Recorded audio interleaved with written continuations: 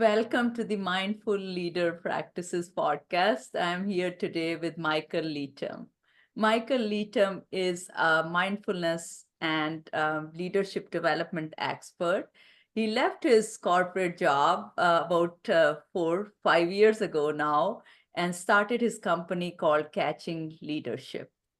In just this short amount of time, he has written two books, Catching Leadership, and now his new book, Keep Your Head in the Wind, which has just recently come out. So, welcome, Michael, on the show. You are the right person for the show, Mindful Leader Practices podcast.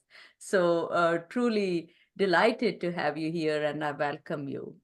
I'm so happy to be here, Anu. Thank you for having me on, talking about topics that are near and dear to my heart. But that one word you said, expert, that always makes me feel a little bit funny because I love this work, but I'm also learning myself every single day with leadership and mindfulness too.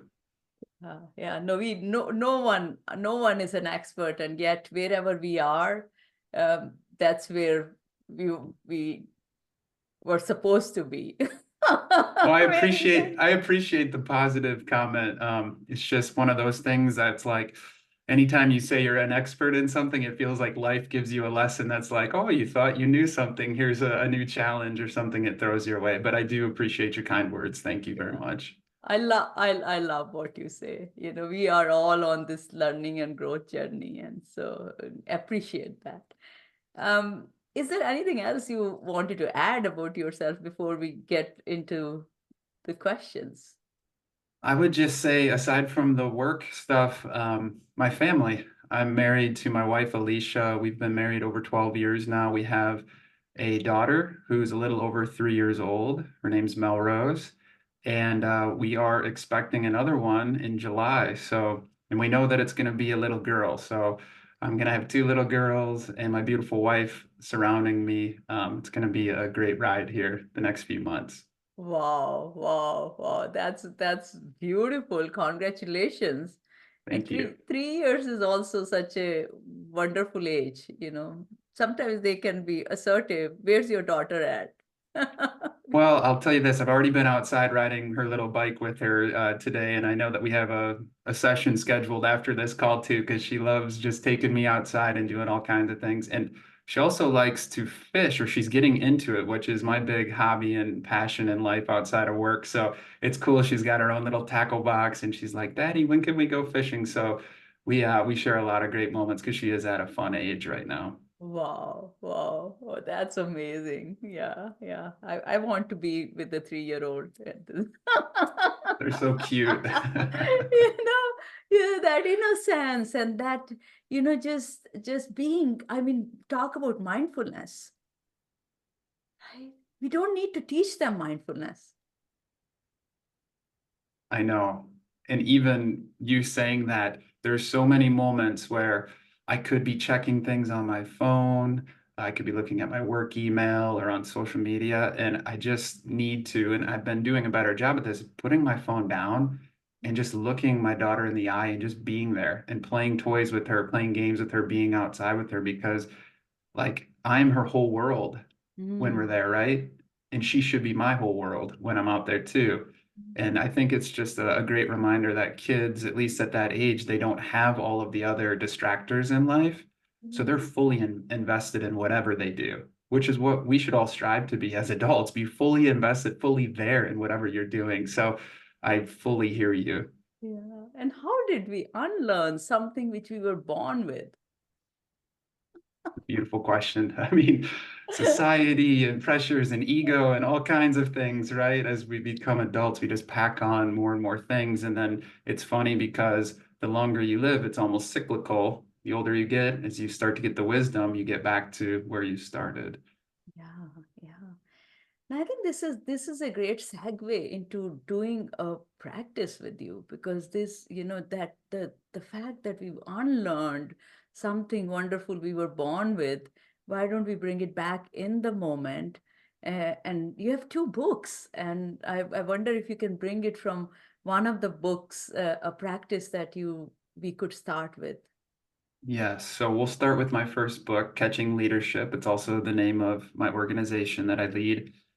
And catching leadership was really my passion, kind of transitioning out of the corporate world. And I combined elements of leadership and psychology, and I used fishing as the metaphor to keep it all catchy and fun to read.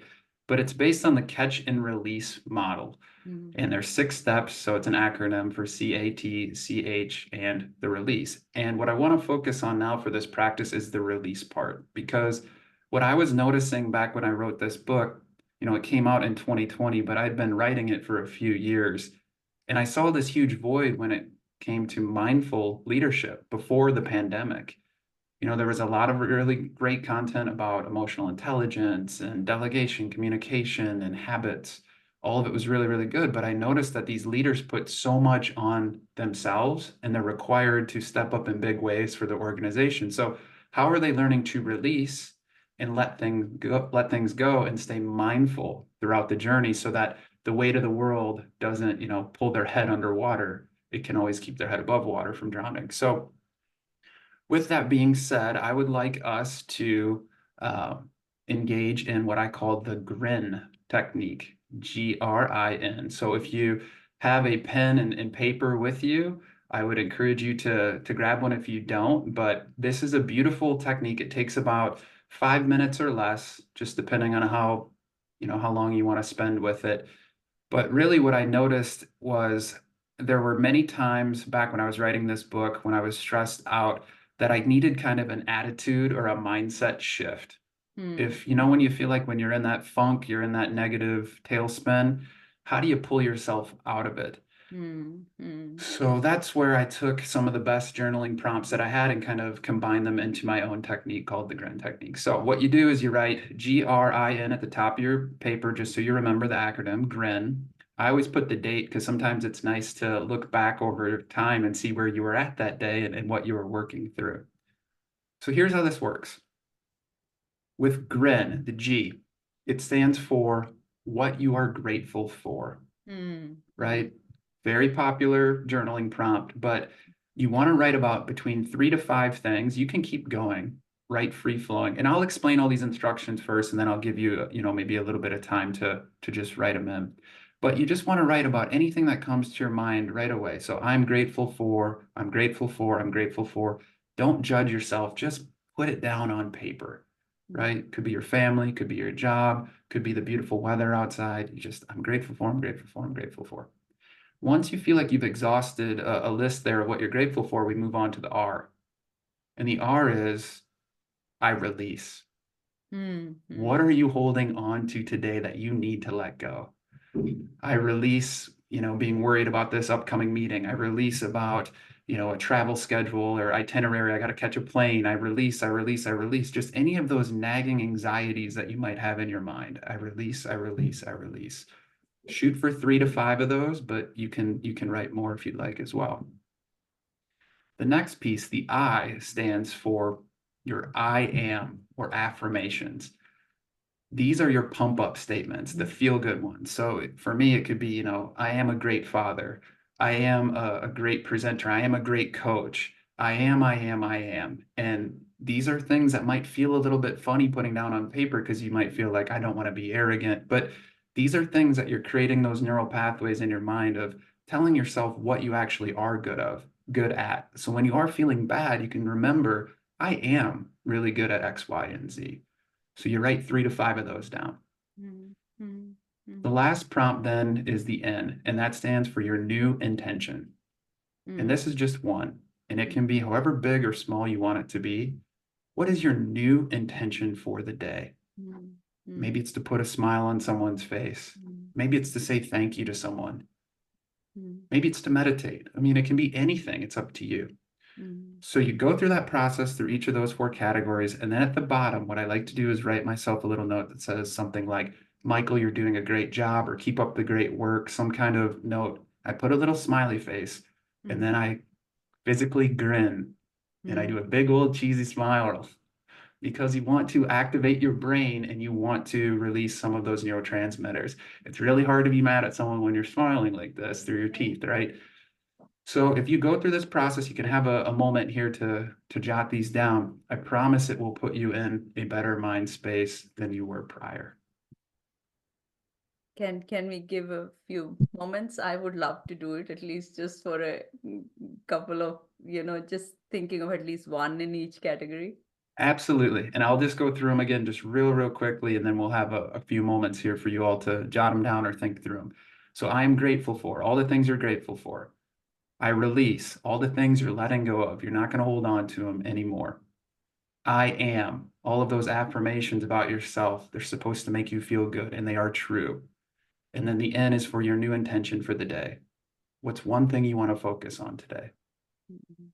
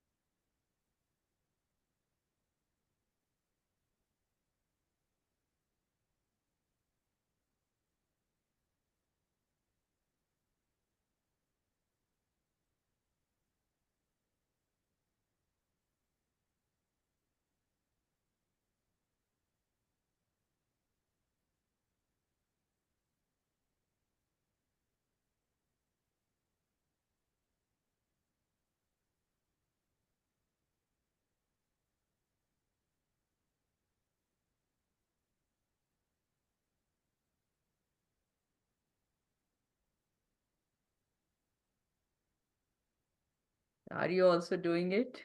Of course, I got to practice what I preach, right? Every time you get an opportunity, isn't it? Oh, I, yes, I love it. I love it. You're not just leading this, you're living this. you have to. It makes me a better man, so I want to. Yeah.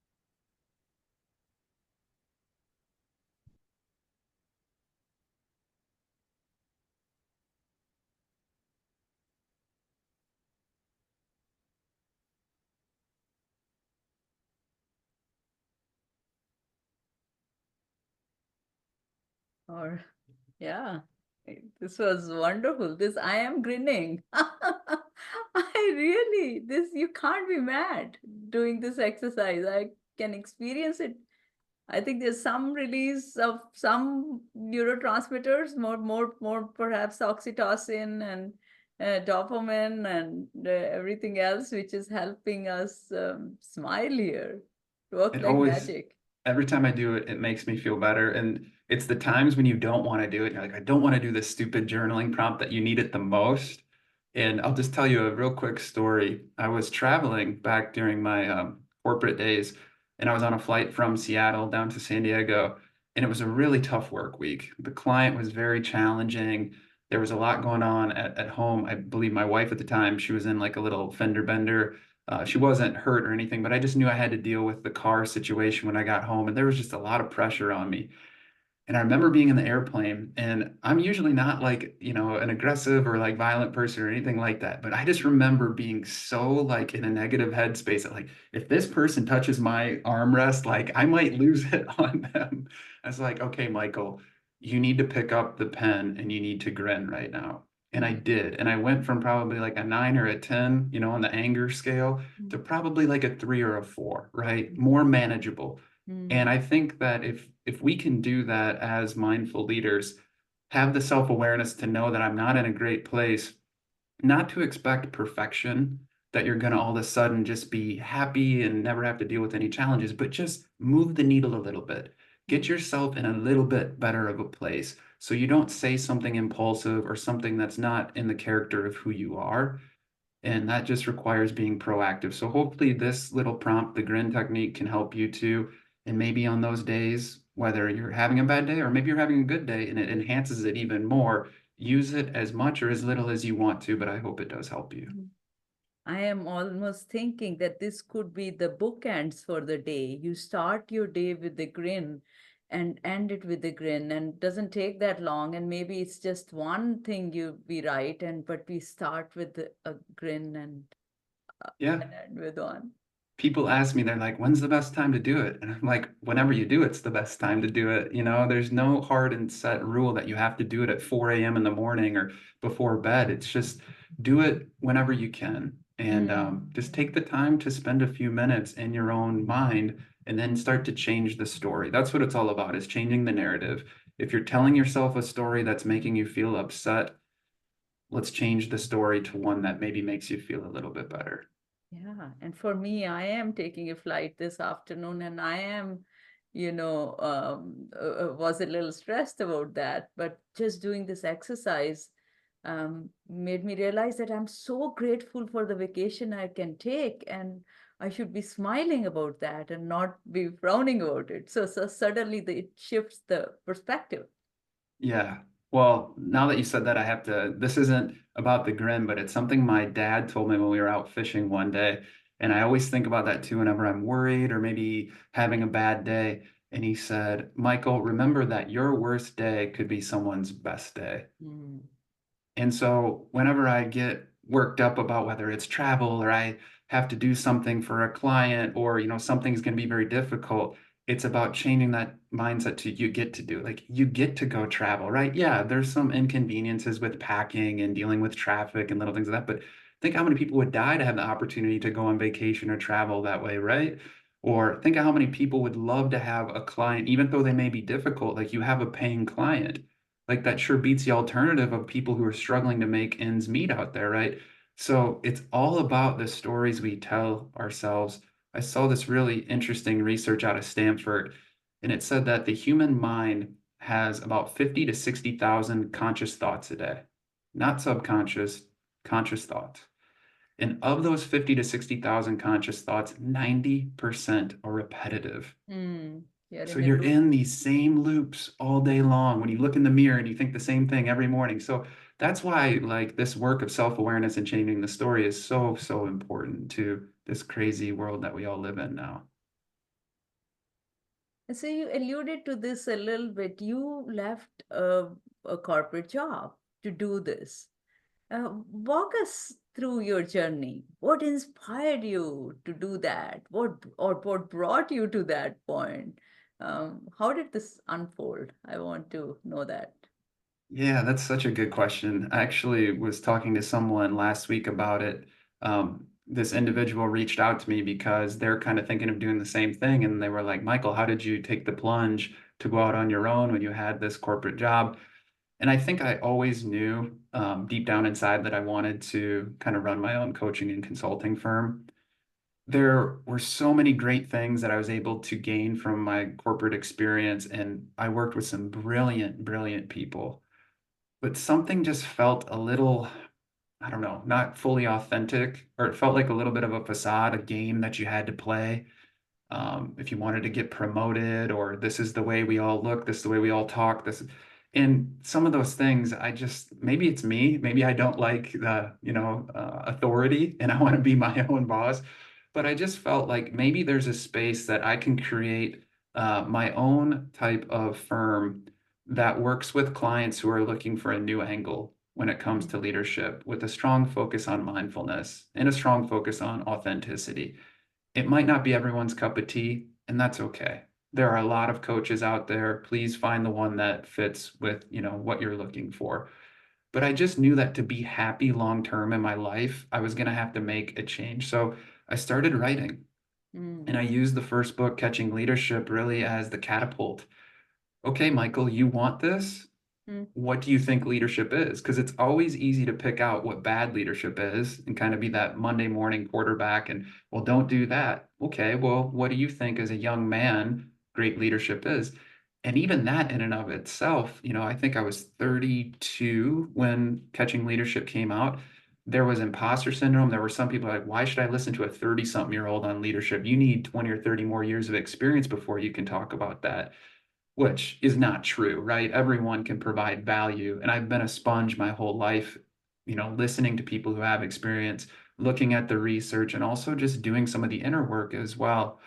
So, what I did basically to transition back to your question was I had some great relationships that I kept, and I set up some subcontracting work, some coaching work, some training facilitation work.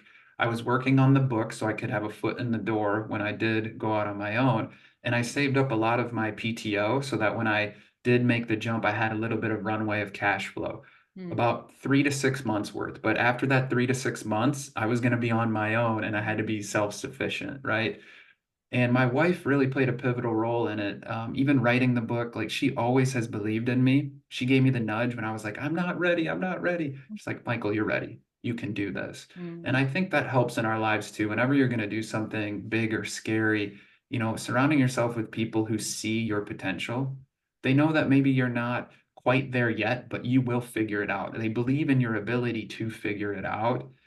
She definitely did that for me. And so, I mean, now I look back and it's going to be 5 years this summer, and I still have challenges and I'm still figuring things out. But it was without a doubt probably one of the best decisions I've ever made in my life to transition and go down this entrepreneurial journey. Wow, wow. And I think what's truly remarkable is what you are saying. I was doing it at the age of 32. Because I did the same, but I can't say I did it at 32. I had already spent 24 years in the corporate when I did that. So the risk is higher when you're younger, you have bigger responsibility. You have one child, one on the way, and so there's just a lot more at stake, and to be able to do that, just remarkable, very remarkable. Well, I also told myself, and I think this is good advice for anyone who's looking to take the plunge as well. You in your mind, you think it's like absolute in the sense that you take this plunge, and if you fail, somehow you go from having this great job to living in a cardboard box and being homeless, right? Like it's not going to typically be that extreme. If I would have struggled and, after 3 or 6 months, I couldn't make ends meet and it wasn't working out and it was more stress, I would reapply and I wouldn't have such a big ego that I couldn't go get another job, right? So don't let in your mind trick you to be thinking like, if I don't make it, I will be, throwing my life completely away. It's like, no, it's not like that at all. You should try and invest and believe in yourself and give yourself a chance. And I promise either way, whether you stick it out 5 years, 50 years, or only 5 months, you will be so happy that you at least took that shot, as opposed to resenting yourself later in life for being like, I never had the courage to actually do it. The fact you did it, right? And yeah, you're inviting us to think of them as experiments.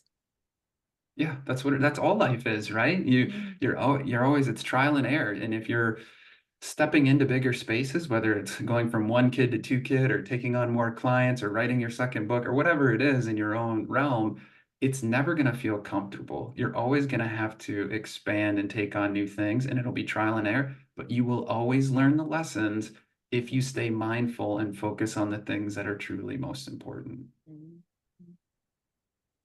Mm. That's well said. Thank you.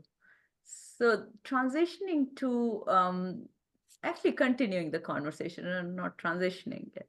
About fly fishing, I know speaking with you, you've been very inspired by that. It's kind of intertwined into the work you do. How did that happen, and how does it play a role into offerings you have, or how do you bring into your work? So both the question of how did it come about and how is it integrated? I love that you just asked this question. So, in fly fishing in particular, I've fished my whole life. Fly fishing is relatively new to me, Mm, and it has really upped the ante in the sense of how meticulous you need to be, how much more tuned in, and to observe the environment and the different hatches going on. It can be very difficult at times or frustrating, but when you do make small progress, you feel so much more rewarded because you're trying to do something hard. You're not taking the easy way out. But to answer your question, it's the last couple lines here in Catching Leadership. I wrote, to expand my own horizons, I've decided to take up fly fishing, a casting technique I know little about. I honor this opportunity and look forward to developing in a completely new way. One cast, snag, and tangled line at a time, I will be catching leadership and invite you to do the same. Really, it was about practicing what I was preaching in the book, saying you need to walk out there and cast yourself out in new ways, and it's going to make you uncomfortable. And here's something that I'm committed to doing, trying to learn a new fishing technique to expand my own learning, if you will. And since doing that, I had to follow through with it since I wrote it in the book. It's opened up so many doors. I've met so many people.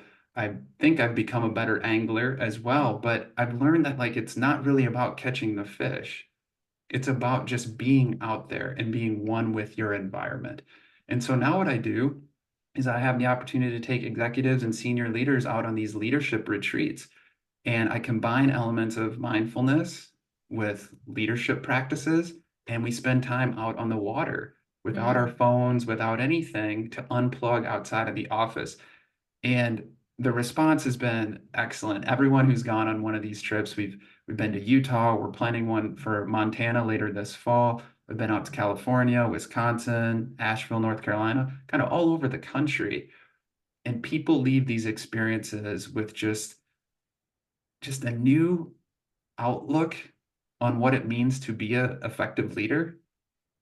And they leave with kind of more space that they've created within themselves because they get back to the basics of life, the things that connect us, hearing the running water, pausing, laughing with people. Maybe you miss a fish, maybe you catch a fish, but it doesn't matter at the end of the day. You're just out there trying to learn, just like you are in leadership, just like you are in life. And so, yeah, fly fishing is such a cool technique that I incorporate into some of my leadership and mindfulness practices. they have to be present. It's almost like instead of talking about mindfulness as a concept, it is like it's forcing you to practice mindfulness. You found a way, they have to be present with their senses. They have to be present with, the technique. Everything. And even your attitude, because you're going to lose fish. Like that's part of the process. Yeah, You're not going to catch everything. yeah. And maybe the person next to you catches the big fish and you didn't catch anything that day. Uh-huh. That's like challenging your ego a little bit. Oh, maybe I'm not as good as I thought. But if you can truly just be happy for them and say, I got to witness this, I got to experience this with this person. And it wasn't about me individually, but it was about we and the experience we had as a cohort. I mean, those are all things that you can see in the office when you go back to, whether it's a sale, who got the big sale? Well, we all did, right? And Yeah. so there's so many transferable skills. I think when I first bring it up, though, sometimes it raises a few eyebrows saying, you want to take the executives on a fishing trip? Like, it's Mhm. so much more than that. You have to trust me. And by the way, I have a background in organizational psychology. This isn't just like we're drinking beer and just out there fishing. Like, I do bring in the training and the coaching with it too. But we do have fun. And I don't see why you can't have fun out in the natural world and then take the lessons that you learn out there and apply them back to the office. Yeah, I love that. And I mean the skills they get and experiences they get, and even that me to we, the whole I, me, mine, the ego is can become so caught up, right? The egoic self in the corporate environment because the pressures are such. What have you done? Have you met the sale targets? It's just like this, one after the other. And the individual can get so trapped in their egoic self that there is no room for a collective we. Yeah, and I see that even in some of the performance management consulting stuff that I do with clients. I mean, when we set these individual goals and then we wait a whole year to see if we hit them or not, and we don't take into account how it impacted the team or the department or the organization more broadly, we're just rewarding almost selfish or individualized performance goals. And people can say, well, I don't care if the organization's going down or if I wasn't super collaborative with that department. I hit all of my goals that I said I did. I'm a top performer. And so getting away from that individualistic kind of mindset, or at least balancing it out, there needs to be some accountability with the individual. I totally agree. But there needs to be some collective goals too that are incentivized, right? And working truly as the team. So, yeah, I see it through performance management. And then it's funny when some of those same psychological tendencies come up when you're on the water. But then you can take a little time out, or when you get back to the cabin afterwards, we then draw those parallels between how what we experience in the water is very similar to what we experience at work. And he's showing them how compassion can work. Oh, for sure. Compassion. I'm so glad you brought that up, Anu. So that's part of my new book, Keep Your Head in the Wind. I have a lesson in there. So it's Keep Your Head in the Wind, 8 timeless lessons for mindful leaders. And this book, oh man, it's a short book, but it is a powerful book.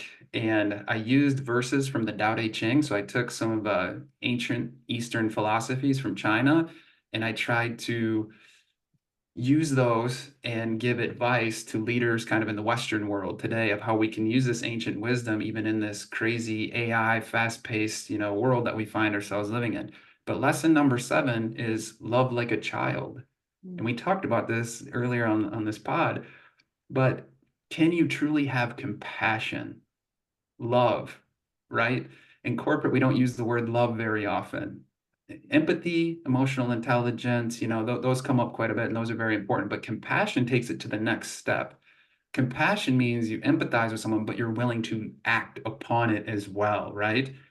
And I use this graph that Harvard Business Review put out a few years ago, and it shows the different stages. So it says that pity is kind of the first stage where you're like, oh, I feel bad, or I pity that. For sympathies, like, okay, I really feel for them. That must be hard. I don't pity them. I actually do feel for them. And then the next stage would be empathy, putting yourself in their shoes. And most people stop there like, wow, that would be so difficult if that was me. And I've been in something similar. But then compassion really is that next level.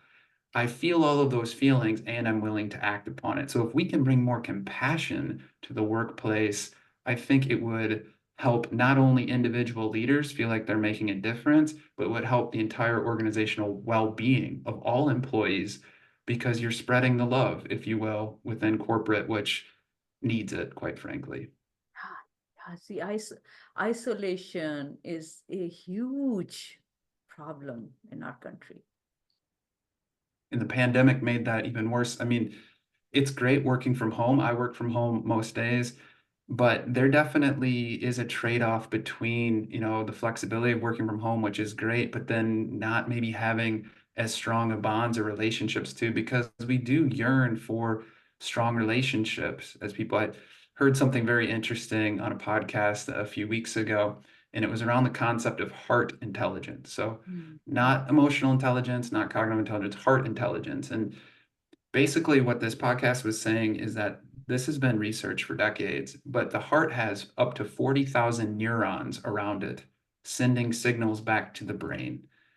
And so many neurons that there's actually more signals that are fired from your heart to your brain than from your brain to your heart. And so the takeaway on the pod was that we're actually feeling beings that think, not thinking beings that feel. And I think about that with mindful leadership, the whole concept back in the day, if you will, of like, well, we don't talk about feelings at work, right? Like that's an HR thing. We don't go there. It's all black and white and it's about numbers and financials. Being like, wow, you've been missing like one of the key components of effective leadership this whole time because people are feeling beings that think, right? So why don't you lean into learning how to provide more compassion, how to have more space in your heart to be a compassionate leader? And you'll probably get even more results or more productivity by doing so, as opposed to closing that side off of your leadership. And I feel like there's been a lot of strides in recent years, and especially after the pandemic, but there's so much room for growth in that area too. And I think that is also going into the other areas where people feel disconnected for the reason that there's only a part of them which is being utilized.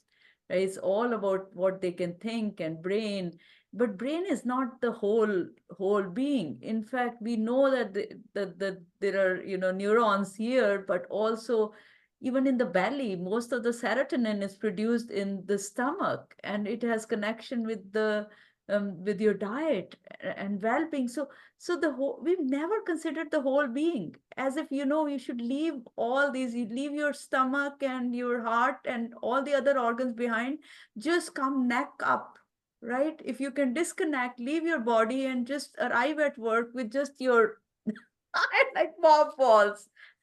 I know, and it's so sad, but it's so true that that's kind of the way we've conditioned ourselves, or maybe that's what's been rewarded in the past, right? When it comes to performance review time or promotions, it hasn't been rewarded, this kind of mindful leadership or taking well-being and practicing it yourself, but also getting your team to practice it as well.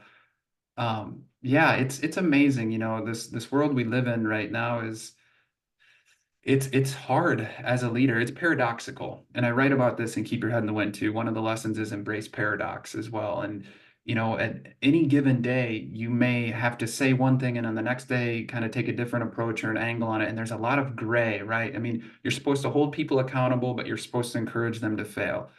You're supposed to plan for the future, but you're supposed to live in the now. Well, how do you do both? Because it's kind of like a time machine, right? Well, you have to do a little bit of both. Someone said the other day to me, they're like, as a leader, sometimes I tell people, don't sweat the small stuff. But then the next day I'll say, hey, you need to be more detail oriented in your work, right? Pay attention to the small things. So, is all this leadership stuff just a bunch of crap because it's all like, well, that's kind of the point. There's no magic formula that you have to follow these 10 steps and you follow these 10 steps and all of a sudden you're this perfect leader and you've figured you cracked the code. Every situation, every person is a little bit different, which is why it's so important to be mindful and be able to observe what's really going on in your reality. Mm. Then you can figure out how to phrase things, what activities you need your team to maybe do to actually move the needle, and maybe listen truly to what they're saying with more intention of how you can be a better leader. So it's probably not the answer a lot of people want when it comes to leadership development, but I mean, it is paradoxical for sure. So Mm. you need to grab different values, different philosophies, different tactics on different days to be effective that day. And then the next day it might be completely different. Mm. Mm. Mm. And we came back to what we started with. You said there's no such thing as perfect. And so there is no, no such thing as a perfect leader. We are learning and evolving, and we have all these different tools and practices. And the biggest tool we have is ourselves. And if we are listening to ourselves, then we can listen to people around us. And when we are listening to people around us, then we can respond to it in an effective manner. Yeah. So when I start working with people who've never really experienced mindfulness, or at least they aren't aware of it, they think it's going to be this like long meditation or this yoga session or something that is just like so foreign to them that they would rather just not do it, right? We're always resistant to change. And I grabbed something from Dr. Ellen Lagner, who is the mother of mindfulness. And she said, at its core, mindfulness is simply noticing new things. Mm. Mm. That's it. And can we get leaders to just notice new things about their day? Maybe it's when they're out for a walk, they notice things that are a little different in the trees, or, the way that their little 3-year-old smiles today looks a little different, or their hair is a little longer, whatever it is, something new, right? When they go into the office, can they notice something new about their employees? Mm. Maybe the culture is shifting a little bit and they notice some little nuances to the culture. That requires you to observe and to be mindful and be in the present moment. Mm. From there, you can take it whatever direction you want to go. If you want to do journaling prompts like the G.R.I.N, if you want to do meditations, if you want to do forest bathing, the world's your oyster. So go ahead and pick whatever works for you, but just start with noticing something new. That's where we all start with mindfulness. And that's what people have no time for. because when there is that moment of break where our hands goes to our phone and we are right there on our device. Yeah. And I have even seen that, I personally had an experience where I had long hair and I got it really cut short and nobody noticed it. And I was like, oh my God, this is like, I thought my whole face looked different and I looked different, but nobody noticed in the room because everybody was so busy elsewhere. And so we let this life go by and we are caught. Well, yeah, and that's the real tragedy. I mean, phones are great because they connect us in ways, technology, being able to do this podcast, I'm grateful for it truly. But with it comes that double-edged sword. And since you brought up the phone, I was doing a keynote out in California a couple weeks ago, and I did a little bit of research on phone activity, the average American. They pick up their phone 144 times a day. Wow. If you subtract 8 hours for sleep, it's about every 8 or 9 minutes we're Mm. picking up and checking something on our phone. How engaged in any single activity can you be if every 8 or 9 minutes you're picking up your phone to check something? There was another statistic that said 89% of Americans check their phone within the first 10 minutes of waking up in the morning. Mm. Mm. So, and I'm guilty of that too. But think about what we're doing, if the first thing we do is flood our nervous system with, oh my gosh, I missed out on something while I was sleeping. There's an urgent email in there that's waiting for me, and I need to check all of my social apps and see if I have any notifications. What if we just put the phone away for 10 or 15 minutes in the morning? We wake up, we walk out, maybe we look outside, maybe we have a glass of water or start the coffee. Maybe we say something kind to our family and cultivate just a little bit more mindfulness because we know the work will still be there, Mm. right? But Mm. we've picked up a lot of bad habits related to lack of mindfulness from our phone usage, which is just, I don't see it changing anytime soon. We are more and more attached and dependent, and I know. I There's could one more tell. I have to drop this one too. So since 2004, uh, attention spans. Yeah. So in 2004, the average attention span of like screen time, being able to look at something without having to like look away or have your mind go to do something else, was 2.5 minutes. Mm. Mm. Today, it's 47 seconds. And maybe this didn't change in the last 1,000 years as much as it changed now. I bet there'll be also data around that. So doesn't that build the case of why learning to practice mindfulness and strengthening that muscle is even that much more important? Because the need, and with our lives being so interconnected with technology, is changing our attention span and changing our ability to hold things, hold time and space for things. So maybe I need to be proactive as a leader to say, this is an area of my leadership practice that I have not looked at over the last 10, 20, 30 years.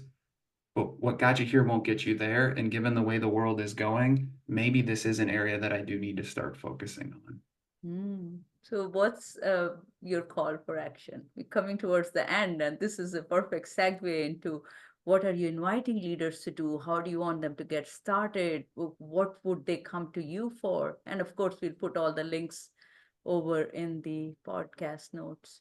Yeah, well, I will start with a practice from my new book, Keep Your Head in the Wind, which you can find on Amazon. Both books are on Amazon, and we'll share those links. And it's really about intentionality, and it's about thinking of your legacy and what you're going to be leaving behind. So there's a quote in the Tao Te Ching that talks about forgotten work, and forgotten work actually lasts forever. Mm, mm, And you think about this and you're like, that makes no sense at all. It's paradoxical, right? mm, mm, But you unpack it a little bit further. And forgotten work are those behaviors or those activities that you've done 10,000 times over your course of your career. So you don't remember any one of those because it was the essence of who you were. It was part mm, of your character. But that's what people will remember forever about you.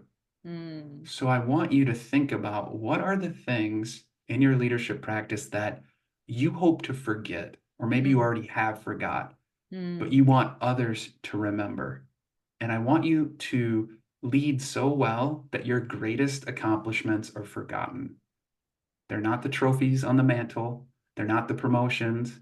They're the forgotten stuff because you put yourself in a good mind place and you built these routines and these practices to show up and be the type of leader that you wanted to be. And they become natural part of Absolutely. it. Right. Yeah. Yeah. So So think about that. What do you want to forget about yourself that everyone else will remember forever? I never heard it put this way. This is brilliant. So I'm thinking about it. I have had never anyone talk about what are the things you want to, you know, you've forgotten you want people to remember. That's the wisdom of the Tao Te Ching and the paradoxical kind of mindset of it is like not asking the same questions we always ask, but maybe asking the opposite question and then arriving at a new idea or solution, which is why I love, again, Keep Your Head in the Wind. It's very short, but it's deep and it will ask you some of these questions that maybe you haven't asked yourself as a mindful leader yet. Full of wisdom. I can Full see of it full of wisdom. wisdom. So thank you so much, Michael Leytem, for being here on our show today. I have really enjoyed talking with you, and I feel like this was the best use of my time personally. And and I know people are going to benefit as much as I did in this hour. So this has been just wonderful. I love this work and I love the opportunity. I'm so grateful, Anu, for you for allowing me to come on your pod. And please continue doing this amazing work that you're doing. I just feel like we can't get enough of it with where we're at today. And I encourage all of you, wherever you're at on your leadership or mindful, journey, to just keep trying new things as the world continues to speed up, find ways to slow down, find ways to just be. Sometimes just being is really what you need, not doing anything else. Lovely. Thank you. Thank you.